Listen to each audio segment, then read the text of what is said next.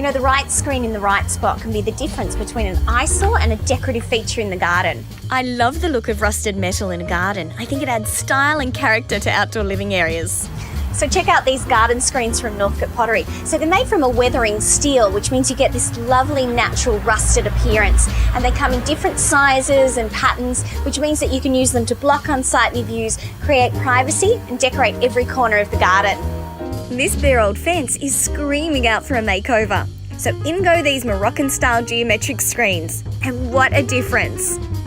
I've broken up the screens with a couple of simple climbing frames just to get a little bit of greenery in here. So I'm going to plant a beautiful deciduous climber. It's called Boston Ivy, and what it does in the spring and summer is creates a wall of green foliage, but come autumn it turns this spectacular shade of red. So that combination between the rusted screens and the colourful foliage will be just magnificent. Now it's time to update the old gate and give it a new lease on life.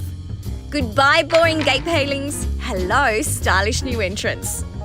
The biggest screens in the range are 1800 by 900 millimetres, which is the standard size of a lot of garden gates. So I just removed the old palings, kept the frame intact, then drilled the screen to the frame, and voila, there is just no comparison. I also like to use rusted screens as works of art in the garden. So these smaller screens are just perfect for creating a focal point, dressing up a dull old fence, or spicing up a wall.